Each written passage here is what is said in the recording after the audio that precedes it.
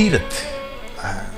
संस्कृत वाङ्मय, संस्कृत भाषा एक ऐसी है कि यहाँ शब्द तो क्या, कोई भी एक अक्षर भी, एक अंश भी बिना मतलब न तो उच्चारण किया जाता है और निरर्थक नहीं है। तीर्थ, आप जब जाते हो ना, बोलते तीर्थ में गए, तीर्थ में। सो व्हाट इज तीर्थ? तरति अन्नेन इति तीर्थम, आने वाले को जो तारती है। तारयतिम समर्थ इति तीर्थम, जिसमें सामर्थ्य, कैपेबिलिटी है। मेरे ख्याल से थोड़ी बहुत चर्चा बहुत पहले इसके बारे में हुई भी थी कि भाई देखो, तीर्थों में हम मानते हैं कि जिनका शरीर शांत हो जाता है उसको छुटकारा मिल गया, ऐसे माने जाते हैं। तो कहीं हो सकता है कोई गुरु पूर्णिमा में जैसे प्रश्नोत्तरी होती है, तो कोई सज्जन ने पूछा भी था कि भाई देखो, ये तो दुष्ट लोग भी होते, वो भी तो तीर्थों में शांत हो जाते हैं, और भला ये कुत्ता, बिल्ली, ये गधा, ये भैंस, ये कीट, ये सब भी मर जाते हैं, तो इसका क्या? तीर्थ काम तब आता है, ध्यान से सुनो, समझ लो पहले तो। एक तो तीर्थ में रहने वाला, जिनकी नित्य सत्य की संगति हो, तो सत्संग, सत्संग शब्द कुछ गाना बजाना ठीक है, ये इनका अर्थ एक आप ले सकते हैं, लेकिन सत्संग शब्द सत्य के संग से आता है। तीर्थों में यदि सत्य का संग न हो तो तीर्थ क्या करे? डॉक्टर ने बढ़िया से बढ़िया आपको दवा दी, औषधि दी, बाकी अपने परहेज नहीं रखा, दवा क्या करेगी? बोला दवा तो सही थी। तो एक तो सत्य का संग होना चाहिए,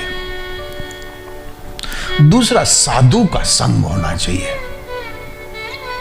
सत्य का संग हो गया, साधु का संग हो गया, शास्त्र का संग होना चाहिए, और सबसे बड़ी चीज नाम का अभंग होना चाहिए। अभंग यानी अविरत प्रभु का नाम। परिणाम क्या होगा? तो तीर्थों में ये सब करेंगे तो एक तो आप निर्दोष हो जाओगे। निर्दोष बहुत कठिन है, निर्दोष केवल बालक होता है,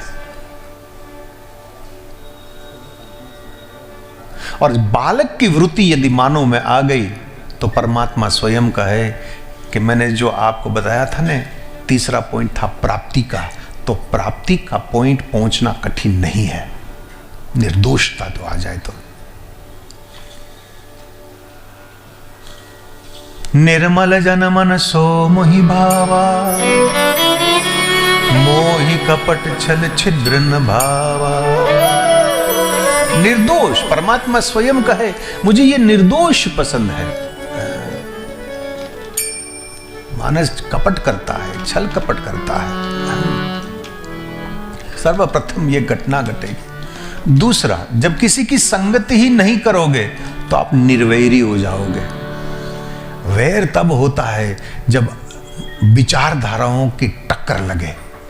5 के बीच में बैठोगे, 2 के बीच में बैठोगे, ये सच है, ये झूठ है, ये तेरा है, ये मेरा है, और संघर्ष हुआ, वैर वृत्ति उत्पन्न हो जाएगी। इसीलिए शुकाचार्य महाराज ने हमको सिखाया है, असंग हो जा, तो किसी की संगति ही मत कर। और पता नहीं ये परंपरा मैंने शुरू करी है तो दूसरी पीढ़ी में आ गई है, वो भी ऐसा ही है, असंगो।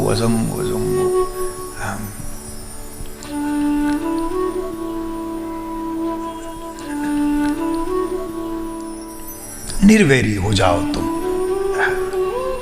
तीसरी घटना घटेगी, निर्वासन। वासना जीव को बेहाल कर देती है। वासना का अर्थ होता है इच्छा।